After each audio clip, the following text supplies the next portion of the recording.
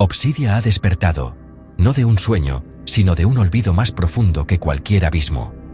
Su conciencia, una chispa en la vasta nada, se encendió en una llama furiosa. Los recuerdos la asaltaron, afilados y crueles como fragmentos de obsidiana. Recordó el abismo. Su abismo. Un reino no de maldad sin sentido, sino de oscuridad ordenada y silencio profundo. Era un reino que ella había esculpido de un caos primordial. Un santuario para seres nacidos de la sombra y la luz de las estrellas. Ella era su arquitecta, su gobernante, su corazón. La reina, como la llamaban. La señora del abismo. Un título que ahora resonaba como ceniza en un lenguaje fantasmal. El poder que una vez poseyó se sentía tan distante como un miembro fantasma, doliendo por lo que se había perdido. Su forma, una vez tejida de nebulosas iridiscentes y noche congelada, ahora era tenue, etérea. Era un susurro en su propio reino. La traición escocía más que cualquier hoja. No vino de un rival o un ejército enemigo, sino de adentro. Un pacto roto. La confianza hecha añicos en 1.000.000 de fragmentos. El dios de la oscuridad, un ser al que una vez consideró su igual, fue el arquitecto de su caída. Él prometió la unión de sus dominios, una nueva era de poder absoluto. En cambio, extrajo su esencia, atrapándola en una prisión silenciosa, mientras su propia influencia se extendía y se pudría, como un cáncer en el cosmos. El sueño fue largo. Siglos que se convirtieron en milenios. Ella flotó en el no espacio entre los momentos, un pensamiento olvidado en la mente del universo. Pero algo había cambiado. Un temblor.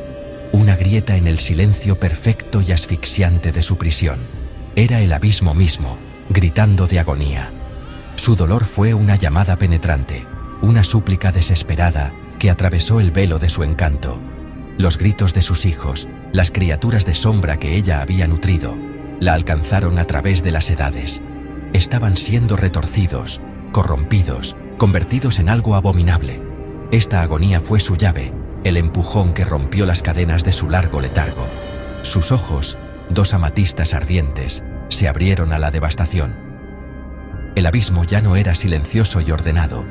Era una cacofonía de lamentos, un paisaje retorcido por la voluntad maligna. Las elegantes agujas de sombra congelada ahora estaban retorcidas, supurando una podredumbre viscosa. Los serenos ríos de luz estelar líquida se habían vuelto lentos y negros, obstruidos con la descomposición. Este no era su reino. Era una parodia, una burla de todo lo que había creado. Una fría y dura determinación se asentó en su ser. El dios de la oscuridad no solo le había robado su trono, había profanado su legado. Él pagaría. El abismo sería purificado. El dios de la oscuridad era un depredador paciente. Su nombre era una maldición, susurrada en galaxias moribundas. Tenebrus. Mientras Obsidia gobernaba con una autoridad distante, casi serena, la influencia de Tenebrus era una plaga rastrera. Su poder no era la oscuridad pura y elemental del abismo, sino una podredumbre parasitaria. Se alimentaba de la desesperación, de la descomposición, del último y entrecortado aliento de las estrellas moribundas. Él no creaba, solo corrompía.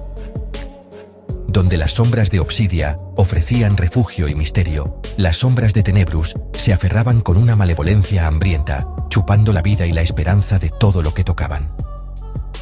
Su reinado no era orden, sino una entropía lenta e implacable. Su toque estaba en todas partes, una mancha insidiosa que se extendía por el mismísimo tejido del abismo. Los nobles tejedores de sombras, una vez maestros del crepúsculo y la ilusión, ahora eran criaturas encorvadas y grotescas. Sus extremidades estaban estiradas y retorcidas, sus mentes consumidas por un único y persistente hambre. Los acechadores silenciosos, los gráciles cazadores de los abismos profundos, se habían convertido en depredadores sin mente, sus elegantes formas hinchadas con energía necrótica. Tenebrus había tomado la sinfonía del abismo y la había convertido en un canto fúnebre. Ofreció poder, un camino rápido y sucio hacia la fuerza, y muchos se dejaron seducir por sus susurros, solo para convertirse en marionetas de su voluntad. La amenaza no se limitaba al abismo. Las ambiciones de Tenebrus eran ilimitadas. Su podredumbre había comenzado a filtrarse por las grietas entre los mundos, un licor oscuro que envenenaba las raíces de la realidad misma. Los mundos mortales sintieron su toque como plagas que consumían las tierras de cultivo de la noche a la mañana, como una peste que se resistía a toda curación, como una desesperación rastrera que se posaba sobre los reinos y volvía a los vecinos contra los vecinos. Era un cáncer en el multiverso, y el abismo era su tumor primario, el corazón de su creciente imperio de descomposición. Dejarlo sin control significaba condenar toda la existencia a una disolución lenta y agonizante en la nada. Para Obsidia, esta era la máxima transgresión. Tenebrus había convertido su creación, un reino de oscuridad profunda y poderosa, en un arma contra toda vida. Había pervertido su naturaleza. El abismo debía ser un contrapeso, una sombra necesaria para la luz cegadora de la creación, no una fuente de plaga universal. Era un insulto personal, una profanación de la obra de su vida. Recuperar su trono ya no era solo una cuestión de venganza o poder. Se trataba de restaurar el equilibrio. Se trataba de cauterizar una herida que amenazaba con infectarlo todo. Tenebrus debía ser extirpado, no solo derrotado. El viaje de Obsidia había comenzado. Era un fantasma en su propia casa, una reina sin corte y sin ejército. Sus primeros pasos fueron cautelosos, probando su recién despertado poder. Descubrió que aún podía comandar las sombras puras e intactas. Acudieron a ella, reconociendo a su verdadera señora, tejiéndose a su alrededor como un manto de medianoche y luz estelar. Su primera batalla no fue contra una bestia grotesca, sino contra una pequeña manada de horrores rastreros, una vez simples habitantes de cuevas, ahora transformados en abominaciones de múltiples brazos cubiertas de llagas supurantes. Pululaban a su alrededor, impulsados por un instinto sin mente y corrupto. No luchó con fuerza bruta, su poder era más sutil, más preciso. Extendió la mano, y las propias sombras bajo las criaturas se volvieron contra ellas. Zarcillos de noche pura, fría y absoluta, se envolvieron alrededor de sus miembros retorcidos, no aplastando, sino purificando. La energía necrótica silbó y se disipó, dejando tras de sí las formas originales e inofensivas de las criaturas, que rápidamente se escabulleron de vuelta a las grietas oscuras. Fue una pequeña victoria, pero significativa. Demostró que la corrupción no era permanente. El abismo podía ser sanado. Su determinación se reafirmó. La esperanza, un sentimiento peligroso y desconocido, comenzó a parpadear dentro de ella. Su camino la llevó a través de los paisajes profanados de su antiguo reino. Caminó por los bosques susurrantes, donde los árboles de cristal ahora sangraban un limo negro. Cruzó el abismo del eco, donde las hermosas y resonantes canciones del vacío habían sido reemplazadas por los gritos agonizantes de los condenados. Con cada paso, se encontró con más engendros de Tenebrus. Cada batalla era una prueba, una lección. Aprendió los matices de la corrupción, sus fortalezas y debilidades. Perfeccionó sus habilidades resurgentes, recordando antiguas palabras de poder y gestos que podían desentrañar el propio tejido de la realidad. No estaba del todo sola.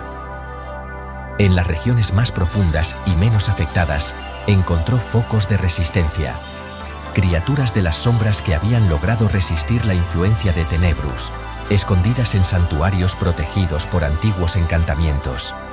Eran pocos, y estaban asustados, pero en ella vieron un atisbo del viejo abismo. Vieron a su legítima reina, un maltrecho guardián de las sombras. Su forma marcada, pero su voluntad inquebrantable, se arrodilló ante ella. «Mi señora», graznó, su voz como el raspado de piedras. «Hemos esperado. Hemos soportado. Danos órdenes». Su ejército comenzaba a formarse, no de esclavos sin mente, sino de súbditos leales que luchaban por su hogar. La batalla final se acercaba. Todos sus enfrentamientos, todos sus esfuerzos por limpiar las regiones exteriores, fueron solo un preludio. Era la limpieza del tablero antes del movimiento final y decisivo contra el rey. Tenebrus mismo residía en el corazón del abismo, en la ciudadela de obsidiana, su antiguo trono. Ahora era una fortaleza de corrupción, un centro pulsante de energía necrótica que se sentía por todo el reino. Para llegar a él, tenía que pasar por sus defensas más fuertes, más allá de sus lugartenientes más poderosos y retorcidos. El camino a su trono estaba lleno de los mayores horrores que él había concebido. Su determinación era absoluta.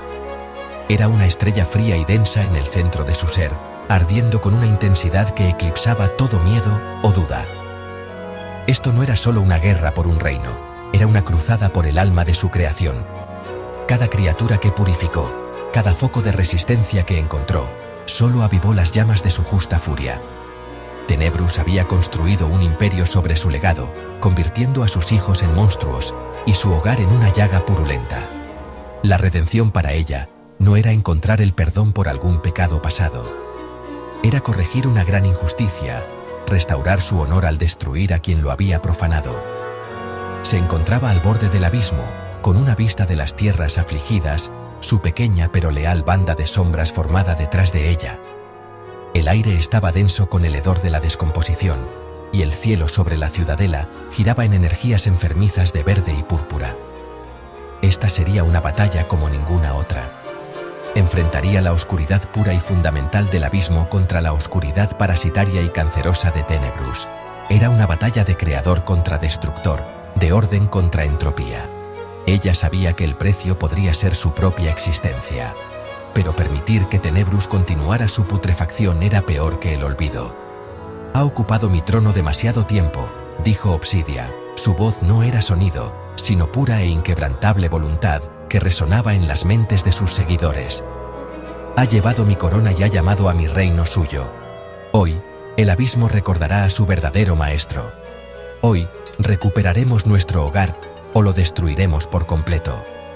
Con un último y amplio gesto, reunió su poder a su alrededor, un remolino de noche estrellada. El tiempo de los susurros había terminado. El tiempo de la furtividad había terminado. La reina regresaba a su corte y traería consigo la hermosa y terrible quietud de la aniquilación absoluta.